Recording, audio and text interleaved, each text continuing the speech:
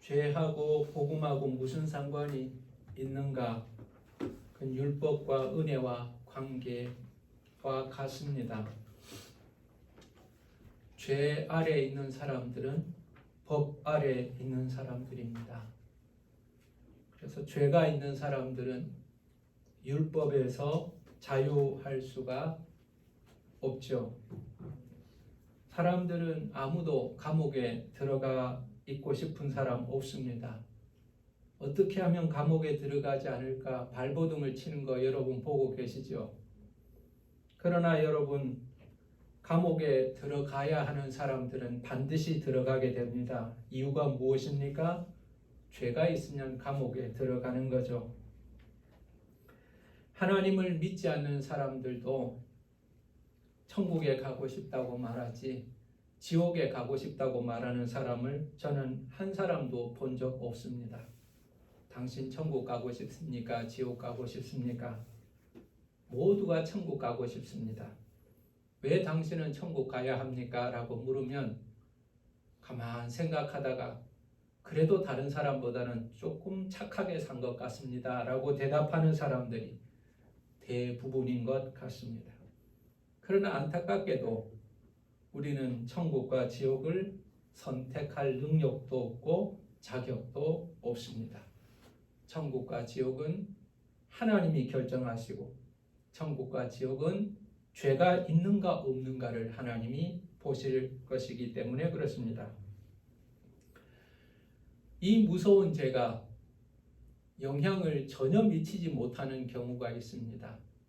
어떤 사람이라도 국회의원이라도 당대표라도 평민이라도 어떤 사람이라도 죄가 있으면 벌벌 떨고 있는 이 시대에 죄가 영향을 전혀 미치지 못하는 사람이 있습니다. 어떤 사람일까요? 죽은 사람입니다. 사람이 죽으면 그 사람은 벌을 받지 않습니다. 더 이상 그 사람에게 죄를 묻지 않습니다. 어떤 처벌도 받지 않습니다. 만약 그 사람이 감옥에 있다고 하더라도 죽은 사람은 감옥에서 나오게 됩니다. 더 이상 죽은 자는 죄가 영향을 미치지 못하는 겁니다. 우리가 죄 사함을 받았다고 말하는 것, 우리가 죄에서 자유함을 받았다는 것이 바로 이것을 의미합니다. 죄에 대하여 죽은 자가 된 겁니다. 여러분 이렇게 질문할 겁니다. 죽어야 죄가 없어진다면서요. 죽은 사람만 죄가 없다면서요. 근데 내가 언제 죽었어요? 나는 안 죽었는데요. 이렇게 답할지 모르겠습니다. 그러나 여러분 이런 찬송을 여러분 기억하실 것입니다. 구주와 함께 나 죽었으니 구주와 함께 나 살았도다. 여러분 우리는 로마서 6장에서 세례를 통하여서 예수 그리스도와 연합되었다는 것을 알게 되었습니다. 세례는요, 믿음으로 예수 그리스도를 고백하고 예수 그리스도와 하나가 되는 것이 첫 번째 단계입니다. 예수와 하나가 되는 것이 세례의 첫 번째 단계입니다. 그리고 두 번째 단계는 물에 들어가는 겁니다. 물에 들어가는 것은 죽는 것을 상징하는 겁니다. 죽음을 상징하는 거죠. 예수 그리스도와 함께 죽는 것입니다. 그리고 물에 들어갔던 사람이 물 밖으로 나오죠. 다시 살아나는 것입니다. 그리고 그것은 그리스도와의 부활을 상징하는 것입니다. 그래서 6장은 말하고 있습니다. 너희들이 죄를 지어서 안 되는 이유가, 죄와 상관없어야 하는 이유가 세례를 받았기 때문이라는 겁니다. 예수 그리스도와 연합하였고 예수 그리스도와 함께 십자가에서 죽었고 그로 말미암아 예수 그리스도와 함께 부활하였기 때문에 우리는 새 생명을 얻게 된 것이고 죄에서 자유한 자가 되었다는 겁니다. 나는 죽지 않았어요. 그런데 예수가 죽으셨잖아요. 그래서 예수와 연합된 나는 예수와 함께 죽은 자가 된 것이고 나는 부활한 적이 없지만 예수 그리스도께서 부활하셨기 때문에 세례를 받은 나는 예수 그리스도와 연합함으로 인하여 예수와 함께 부활한 자가 되는 거예요. 그래서 여러분과 저에게는 앞으로 부활할 것이라는 장래의 부활도 있지만 이미 우리 안에 부활의 능력이 있는 줄 믿으시길 바랍니다. 예수와 연합됨으로 인하여서 예수의 부활이 우리 가운데 있는 것이죠. 사랑하는 여러분, 예수 부활에 동참하는 자가 되고 예수와 함께 죽은 자가 되었기 때문에 이제 죄에 대해서는 자유한 자가 된 겁니다. 죽음으로써 죄에 대한 대가를 지불하였기 때문에 죄는 더 이상 나에게 어떤 영향도 미치지를 못합니다. 이것을 우리는 죄에서 자유롭게 되었다, 죄에서 자유하게 되었다라고 말하는 겁니다. 그런데 여러분, 이것을 잘못 이해하는 자들이 있다고 말씀드렸죠. 6장 1절에 있는 대로요. 죄를 지을 자유를 주신 적은 없습니다. 죄에서 자유하게 된 것이지 죄를 지을 자유를 하나님이 허락하신 것은 아닙니다. 죄를 마음대로 지으며 살아도 된다. 이제는 다시는 회개할 필요가 없다. 죄에 매여 살아가는 것은 십자가의 구속을 무기력하게 만드는 것이라고 우리를 위협하는 자들이 지금도 있다는 사실입니다. 그렇지 않습니다. 우리는 죄에서 자유함을 얻었지만 얼마든지 다시 죄를 지을 능력이 있습니다. 우리 안에 죄에 대한 연약함이 있고요. 우리 밖에 실제적 죄의 근원, 사탄이 있고 죄가 있습니다. 온도와 습도가 맞으면 씨앗이 발화가 되어 열매가 생기는 것과 마찬가지로 우리도 기회를 얻는다면, 다윗처럼 기회만 얻는다면 얼마든지 죄를 지을 가능성이 있다는 사실을 여러분 기억해야 합니다.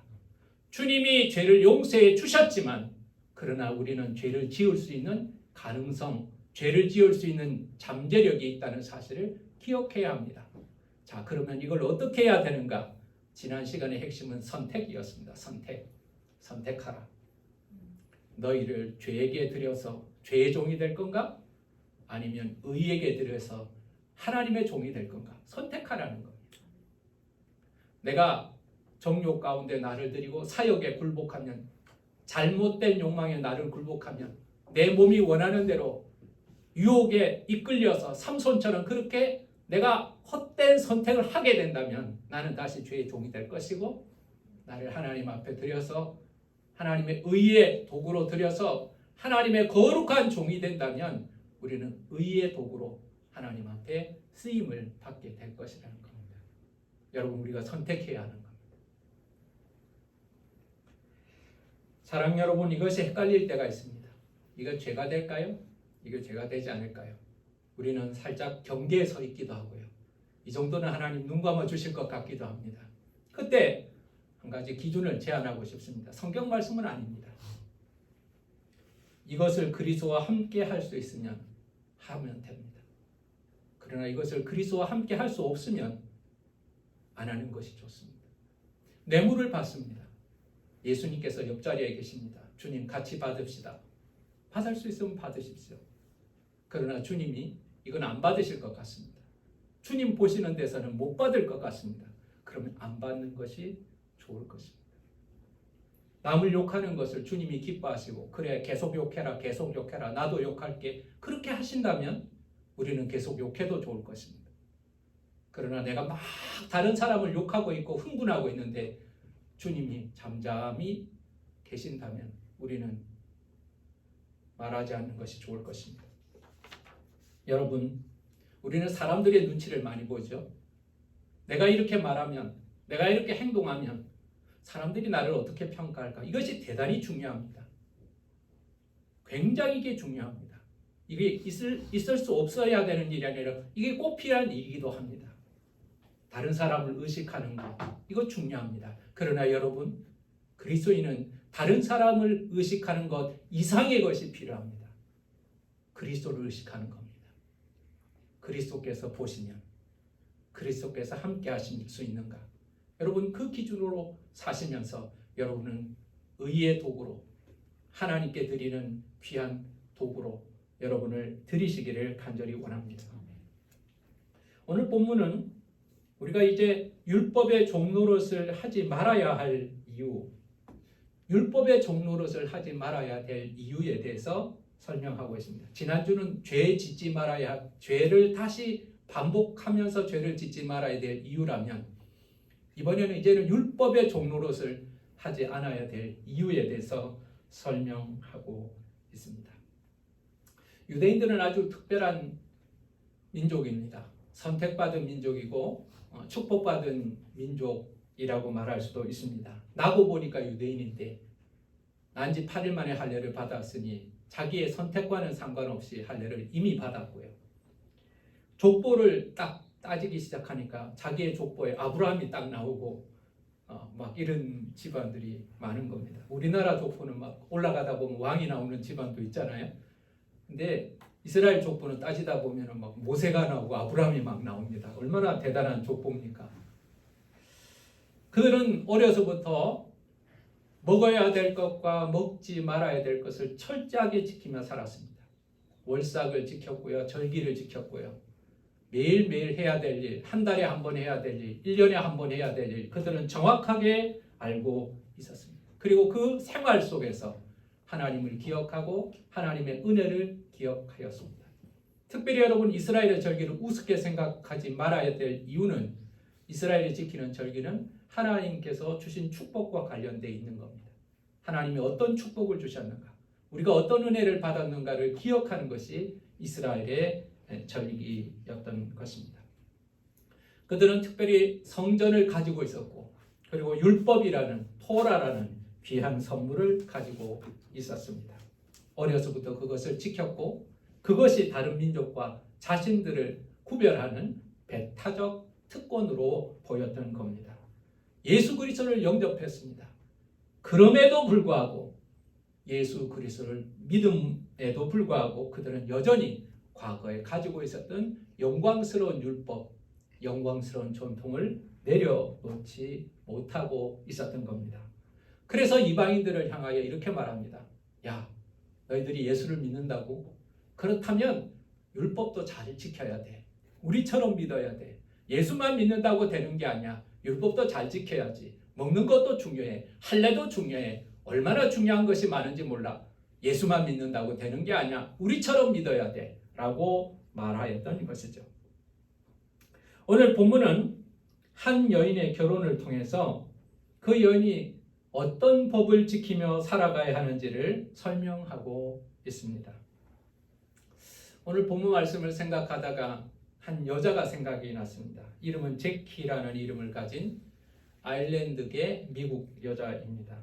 이 여자는 프랑스 유학도 갔다 온 똑똑한 기자였는데 괜찮은 남자하고 결혼하려고 약혼까지 했다가 파혼하게 됩니다.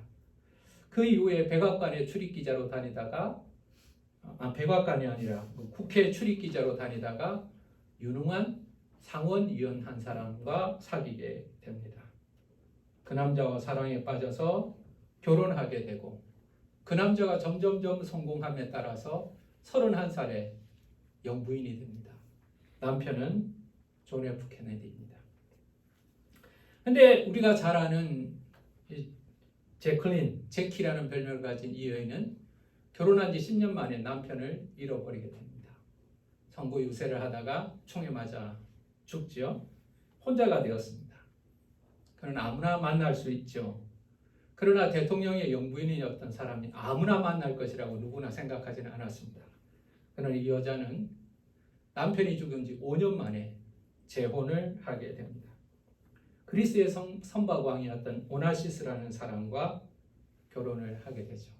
그리고 그리스로 넘어가서 그리스에서 그 남편과 함께 살게 됩니다. 그 전에 남편과 살 때는 미국에서 미국의 법을 지키며 살았지만 남편이 죽고 나서는 새로운 남편의 나라로 가서 새로운 나라 그리스의 법을 지키며 살아가게 되었던 것입니다.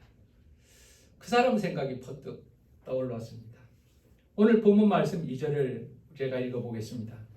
남편 있는 여인이 그 남편 생전에는 법으로 그에게 매인바 되나 만일 그 남편이 죽으면 남편의 법에서 벗어나느니라 그렇게 말하게 됩니다. 남편에 있는 여인은 남편에게 정절을 지키거나 또 아내로서 의무를 다하는 삶을 살아야 합니다. 그런데 그 남편이 갑자기 죽게 되었습니다. 그러면 남편이 없기 때문에, 죽었기 때문에 그 남편에 대한 의무나 정절을 지킬 필요가 없는 것입니다. 3절은 이것을 조금 더 설명하고 있습니다. 3절을 보겠습니다. 그러므로 만일 그 남편 생전에 다른 남자에게 가면 음녀라. 그러나 만일 남편이 죽으면 그 법에서 자유롭게 되나니 다른 남자에게 갈지라도 음녀가 되지 아니하느니라. 그렇게 말합니다. 자, 남편이 죽으면 다른 남자에게 가더라도 문제가 되지 않는다는 겁니다. 만약 다른 남자가 생겼다면 다른 남자에게 최선을 다하는 것이 너무나 당연하다는 것입니다. 같은 여자가 다른 남자를 만나더라도 남편의 죽음이 그 행동의 윤리적 의미를 결정한다는 것입니다. 왜 이야기를 할까요? 왜 남편이 바뀐 여자 이야기를 할까요? 이건 바로 우리가 예수를 믿음으로 말미암아 일어나는 영적 변화를 잘 설명하는 예화이기 때문에 그렇습니다. 우리가 4절을 다시 한번 읽어보겠습니다.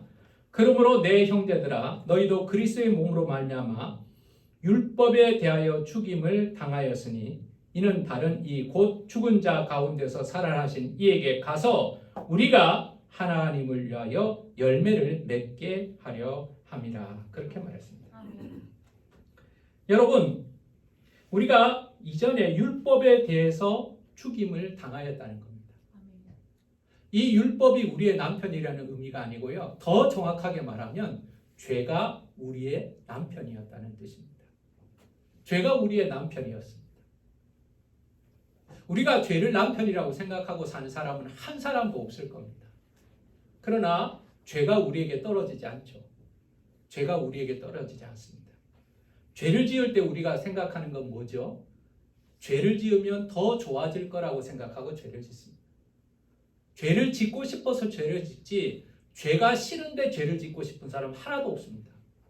이 마약을 먹으면 나는 죽을 거야. 이 마약을 먹기가 정말 싫어. 그러면서 마약을 먹는 사람이 있습니까? 한 사람도 없습니다. 선악을 알게 하는 나무의 열매를 먹을 때 이것 먹으면 나는 죽을 거야. 이것 먹으면 하나님이 나 싫어할 거야. 그거 알고 먹었습니까? 아닙니다. 이것 먹으면 좋을 거야 라고 생각하고 죄를 짓는 것입니다. 여러분, 그렇게 보면 죄는 우리에게 하나님 대신 우리를 더 복되게 할 것이다. 하나님 대체제로서 우리를 더 유익하게 할 것이라고 요구하는 것이 죄인 것이죠. 자, 그런데 그 죄라는 신랑과 살아가고 있다가 그 신랑이 죽게 되었습니다. 언제 죽었습니까? 십자가에서 죽었습니다. 예수 그리스도와 내가 연합을 하고 예수 그리스도께서 십자가에 죽으실 때 죄라는 신랑이 십자가에서 죽게 된 겁니다. 자, 그리고 나서 예수가 십자가에서 그 죄가 예수와 함께 십자가에서 죽음과 동시에 그와 결혼하게 되는 나는 율법에 대하여 죽은 자가 된 것입니다. 여러분, 이 말은 죄가 없기 때문에 율법은 나에게 영향을 미치지 못하게 된다는 뜻입니다. 율법이 없어진 것이 아닙니다. 율법은 그대로 있습니다.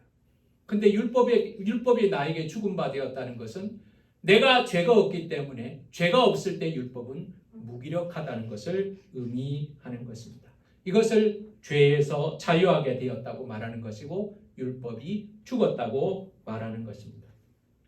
사망으로 인하여 죄에서 자유하게 되었기 때문에 죄를 벌하여야 한다는 율법의 의가 충족되었기 때문에 율법이 있으나 죄가 없는 나는 죄에서 자유하게 되고 율법은 나에게 죽은 것이 되는 것입니다.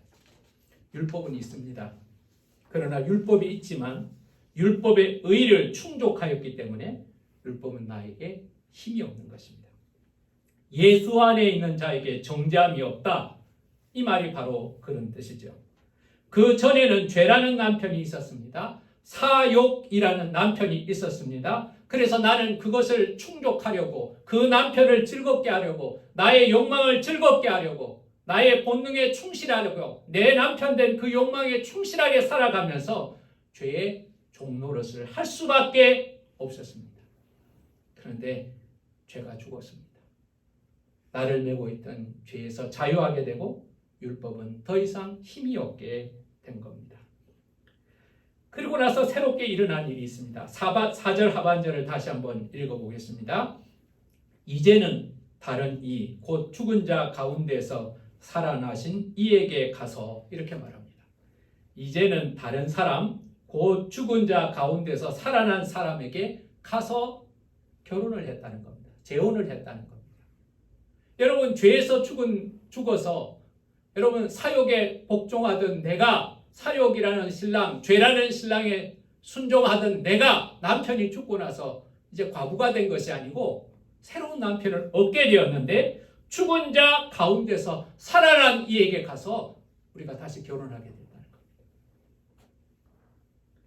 이 사람이 어떤 사람입니까? 죽은 자 가운데 살아나신 분, 이분은 예수 그리스도입니다. 우리가 임마누엘 그렇게 말하죠. 예수님의 다른 이름을 임마누엘이잖아요. 천사가 요셉에게 말했죠. 아들을 낳으니 그 이름을 임마누엘이라 하라. 임마누엘. 우리와 함께 하시는 하나님, 예수 그리스도가 우리의 남편 되셨다는 사실을 여러분 기억하시길 바랍니다. 물에 빠져서 허덕이는 사람이 있습니다. 얼마 전에 아파트에서 한 사람이 자살을 하려고 했다 그래요. 여자분이. 그래서 자살하라는 위험을 감지하고 119 구조대원 경찰들이 출동을 해서 그 여자를 자살 못하게 겨우 말렸습니다. 근데 50분 후에, 정확하게 50분 후에 그 사람은 다시 자살했습니다. 그리고 죽었어요.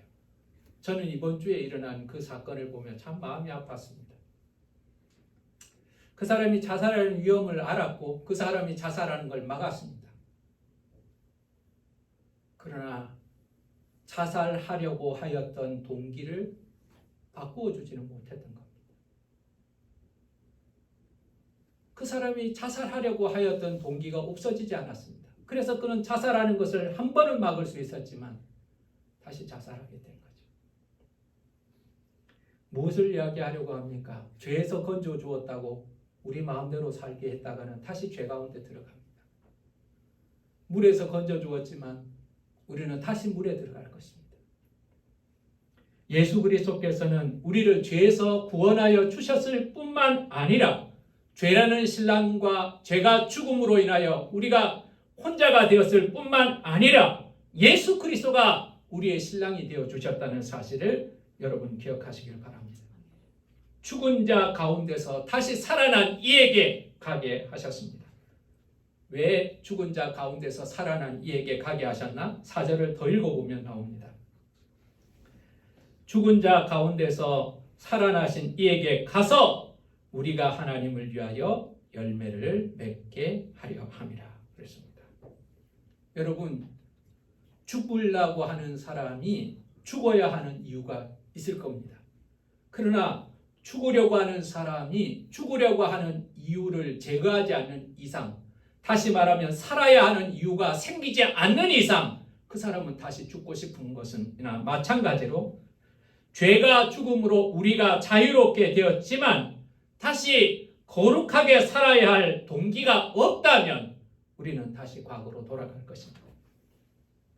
죽은 자 가운데서 살아나게 하신 이에게 가서 우리가 하나님을 위하여 열매를 맺게 하려고 우리를 구원하셨다는 거예요. 주님의 구속하심의 의미는 이것입니다. 우리와 결혼하게 하셨다고 표현하신 이유는 이것입니다. 의의 열매, 하나님의 열매를 맺게 하는 겁니다. 라이트 목사님은 이걸 갖다가 이렇게 표현하셨더라고요. 예수라는 신랑을 만나가지고 행복한 결혼 생활을 하면서 의의 열매라는 자식을 낳아야 합니다. 이렇게 표현을 하셨던 것을 보았습니다. 여러분 5절에 보면은요, 또 다른 열매가 있는 것을 알 수가 있습니다. 5절을 제가 한번 읽어보겠습니다. 우리가 육신에 있을 때에는 율법으로 말미암는 죄의 정욕이 우리 지체 중에 역사하여 우리로 사망을 위하여 열매를 맺게 하였더니, 육신에 있을 때 죄의 정욕이 우리 지체 중에 역사하여 사망을 위하여 열매를 맺는다, 이렇게 말합니다. 우리가 육체대로 살아갈 때, 우리 마음대로 살아갈 때, 우리 사욕, 타락된 본능, 잘못된 욕망에 쫓아서 막 우리 마음대로 살아갈 때는, 여러분, 타락된 본성이 나를 지배할 때는 사망을 위하여 열매를 맺는다고 그랬습니다. 이 단어가 좀 어려워요. 그래서 제가 원어 성경도 찾아보고 영어 성경도 찾아보고 여러 가지를 보면서 정리를 했습니다. 사망에 이르는 열매.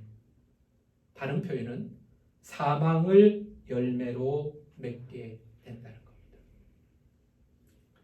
죄라는 남편을 만나서 내 마음대로 욕망을 충족하며 살아가게 된다면 나중에는 사망에 이르는 열매, 혹은 사망이라는 열매를 맺게 될 거라는 겁니다. 여러분, 로마서를 하면서 여러분과 저는 사망이 세 가지의 사망이 있다는 사실을 알게 되었죠. 영적인 사망이 있고 육적인 사망이 있고 영원한 사망이 있다고 여러분 반복해서 말씀드렸기 때문에 반복하지 않겠습니다. 죄에 대하여 죽었습니다. 죄라는 남편이 죽었고 더 이상 죄가 없음으로 인하여 우리는 율법에서 자유롭게 되었습니다. 그러므로 우리는 마음대로 살 수 있게 되었지만 마음대로 살게 되면 다시 죄를 짓게 됩니다. 이제 그리스도와 연합하게 되었습니다. 그리스도를 새로운 남편으로 얻게 되었습니다. 그러므로 6절에는 이제는 또 다른 열매가 있다는 것을 말하고 있습니다. 6절을 다 같이 한번 읽어보겠습니다. 시작. 이제는 우리가 얽매였던 것에 대하여 죽었으므로 율법에서 벗어났으니 이러므로 우리가 영의 새로운 것으로 섬길 것이요 율법 조문에 묵은 것으로 아니할지니라. 여러분, 사망을 위한 열매가 있고요, 또 다른 것이 하나가 있습니다. 이건 무엇입니까? 성령을 얽매였던 것 율법에서 벗어났고요, 영의 새로운 것으로 섬기게 되었다는 겁니다. 영의 새로운 것으로 섬기게 되었다. 영의 새로운 것이 무엇인가? 성령이 만드시는 새로운 마음의 상태라는 겁니다. 여러분, 우리가 하나님을 섬길 때요, 옛날에 죄된 욕망을 가지고 하나님 섬길 수가 없습니다. 욕망을 가지고 하나님을 섬기면 엉망진창이 됩니다. 욕망을 가지고 신앙생활하는 사람 교회 안에 분명히 있습니다. 그것 가지고 하나님을 섬기면 어떻게 되는 줄 아세요? 싸움이 일어납니다. 분쟁이 일어납니다. 자기가 대장해야 합니다. 자기 자랑해야 합니다. 자기를 드러내야 합니다. 여러분, 욕망을 가지고 사욕을 가지고 신앙생활하는 사람 대표 주자가 아나니아 삽비라 같은 사람 아닙니까? 그런 사람 교회 안에 분명히 있습니다. 근데 그 사람의 열매가 아름답지 못합니다. 근데 성령의 새로운 것으로 섬기라는 겁니다. 성령의 새로운 것으로 섬기라. 여러분, 이게 뭘 말합니까? 저는 이 말씀을 묵상하면서 생각하게 됩니다. 성령이 주시는 성품으로 남편을 섬기라는 겁니다. 여기서 남편은 주님입니다. 여기서 남편이 주님이기 때문에 그 주님의 몸인 교회입니다. 여러분, 주님이 주는 성품으로 주님을 섬기는 저와 여러분 되시기를 간절히 원합니다. 성령의 성품, 성령의 열매 9가지는 전부 성품입니다. 성령이 주시는 새로운 것, 영의 새로운 것은 성령의 권능이기도 합니다. 여러분, 우리가 무기력하고 과거의 나의 육신, 세상의 자랑, 여러분 그런 것 가지고, 옛날 성격 가지고 주님 섬길 수 없습니다. 무기력하고 연약한 우리가 성령의 도우심을 받아야 합니다. 성령의 권능을 경험해야 합니다. 여러분, 하나님을 섬기기 위해서 하나님이 주시는 능력을 받으시기를 간절히 원합니다. 왜 나에게 능력이 없는가? 반대로 말합니다. 내가 주님을 섬기려고 하면 주님이 은혜를 주실 겁니다. 주님을 섬기려고 하지 않으니 하나님이 주시는 능력이 보이질 않을 것입니다. 하나님이 주시는 성품을 받으십시오. 그리고 성령께서 주시는 주님의 능력을 받아야 합니다. 내 성격대로 주님 섬기겠습니다. 나는 원래 성깔이 이렇습니다. 여러분, 그거 거짓말이에요. 그렇게 해서는 안 됩니다. 옛사람을 가지고 섬기는 것이 아닙니다. 성령의 새 것으로 우리는 주님을 섬기게 되는 것입니다. 여러분, 우리는 여전히 육체 가운데 있습니다. 우리의 육체 가운데 있습니다. 그러나 우리는 더 이상 죄 가운데 있지는 않습니다. 우리는 죄 가운데 있지 않기 때문에 율법에서 자유하게 되었습니다. 자, 이제 하나님을 섬기게 되었습니다. 하나님께 벌을 받을까 봐 섬기는 것이 아닙니다. 우리가 받은 새로운 신분 때문에 하나님을 섬기게 되었습니다. 새로운 신분은 그리스도의 신부입니다. 그리스도의 신부가 되었기 때문에 하나님을 섬기는 것입니다. 이제 더 이상 우리는 죄의 열매를 맺지 않아야 합니다. 여전히 우리는 죄를 지을 수 있습니다. 욕망도 있습니다. 그러나 이제 우리는 죄된 선택을 하지 않는 것이고 욕망의 지배를 받지 않도록 거절하는 것입니다. 선한 열매를 맺어야 합니다. 어떻게 맺습니까? 성령의 새로운 것으로, 영의 새로운 것으로, 성령이 주시는 마음을 가지고, 성령이 주시는 성품을 가지고, 성령이 주시는 능력을 가지고 우리는 하나님을 섬기게 되는 것입니다. 유혹이 나에게 찾아왔을 때, 죄 앞에서 고민이 될 때, 여러분 생각하시기 바랍니다. 나의 남편이 누구인가? 나의 남편이 누구인가? 나는 여전히 죄를 나의 남편으로, 나의 타락한 본성을 나의 남편으로 삼고 살아가고 있는가? 아니면 나같이 부족한 자를 신부로 삼아주신 거룩한 예수 그리스도가 나의 남편인가? 나의 남편이 누구인가를 한번 생각해 보시기 바랍니다. 나는 어떤 열매를 맺어야 하는가를 또한 생각해 보시기 바랍니다. 타락된 본능에 충실할 때 당장은 즐거울지 모르지만 이것이 어떤 열매를 맺을지 우리는 알고 있습니다. 지금은 불편하고 지금은 힘들고 참 어렵지만 이것을 통해서 생명의 열매, 의의 열매를 맺는다면 여러분 그렇게 기쁘게 선택하는 저와 여러분 되시기를 예수 이름으로 축원합니다. 성령의 새로운 것으로, 영의 새로운 것으로 이것을 감당할 수 있다고 주님 말씀하고 계십니다. 내 의지와 노력과 경험이 아니라 영의 새로운 것으로, 영의 새로운 것으로 그리스도의 아름다운 신부로 살아갈 수 있도록 하나님이 은혜를 주신다는 사실을 기억하면서 날마다 성령 안에서 날마다 성령의 도우심을 받아 날마다 성령의 성품을 사모하면서 날마다 성령의 권능으로 죄와 싸우면서 신랑 되신 예수 그리스도와 함께 믿음으로 승리하는 저와 여러분 되시기를 예수 이름으로 축원합니다. 기도하겠습니다. 아버지 하나님,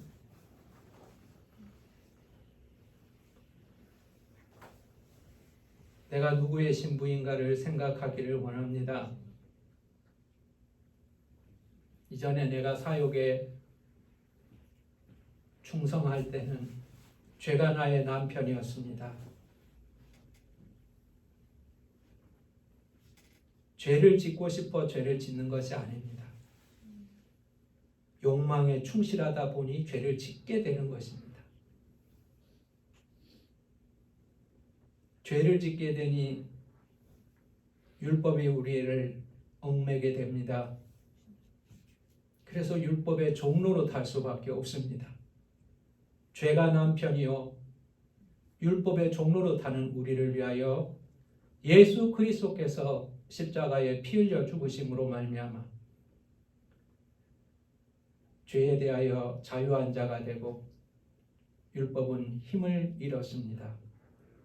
이제 우리는 새로운 신분을 얻었습니다. 그리스도의 신부가 되었습니다. 그리고 아름다운 열매, 의의 열매를 맺는 것이 우리에게 있어서 하나님이 기대하시는 소망입니다. 아무리 생각해봐도 우리 안에는 선한 것이 없고 나의 노력과 의지로는 선한 열매를 맺을 수가 없습니다.